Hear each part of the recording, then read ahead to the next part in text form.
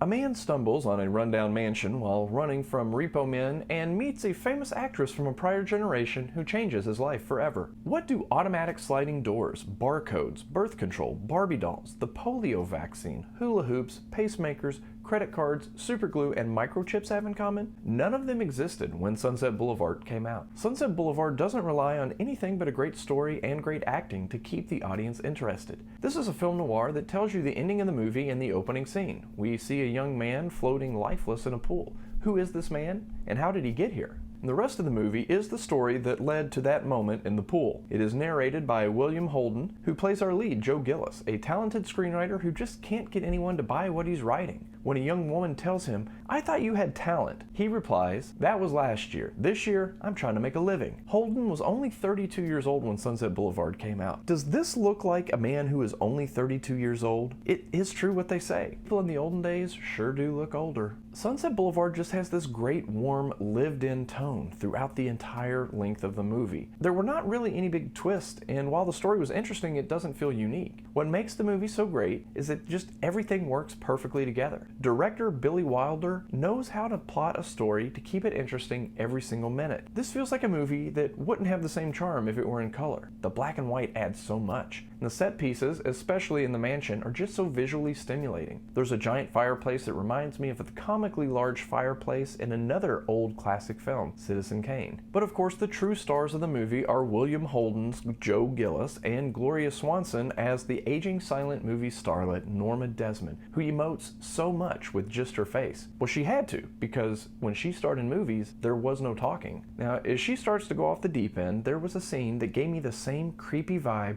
as the mildly famous internet clip that made the rounds in the early 2000s of the Goddess Bunny. I imagine that that short video had to be inspired by Gloria Swanson in Sunset Boulevard. Sunset Boulevard is the movie where we get one of the most famous movie lines in cinema history that I always had heard but didn't know the context of it. The line, of course, is, "All right, Mr. DeMille, I'm ready for my close-up." Watching this over 70 years after it came out means a lot of the references to old Hollywood that were probably what made filmgoers in 1950 love the movie so much, they're just lost on me and most modern audiences. All of the actors and directors featured or even mentioned in the movie are real people or based on real people. Just a few generations ago, these people were the most famous people in the world, and now they are completely unknown to modern audiences. There's even a cameo by famed silent film star Buster Keaton. They don't mention that it's him, he's just there. And I wouldn't have even known it was him had I not looked it up after the fact. I think that the Robert Altman movie The Player, starring Tim Robbins, is kind of a modern day version of this story. It's full of so many famous people playing themselves that will be unknown to future generations. And the character of Artie in Sunset Boulevard, he looked familiar, so I looked him up, and it was a young Jack Webb who became famous later in the 1950s playing Joe Friday on Dragnet. Now, Dragnet is a show that I used to watch on Nick at Night 30 years ago, when the show was over 30 years old. Time always moves forward, but film gives us the opportunity to see people at many times throughout their lives, and sometimes we see the older versions before we see the younger versions. It's almost like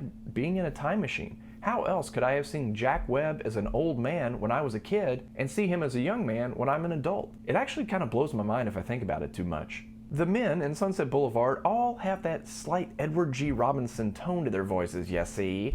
And the women all kind of sound like Judy Garland from The Wizard of Oz. Sunset Boulevard is a time capsule of 1950. It's a well-told, well-acted story that everyone needs to see. There are so many classic films that modern audiences don't check out because the assumption is that with all of the modern conveniences and technologies mean that new movies just have to be better. But this could not be further from the truth. There is a reason these classics are classics. Having the entire dance floor to yourself.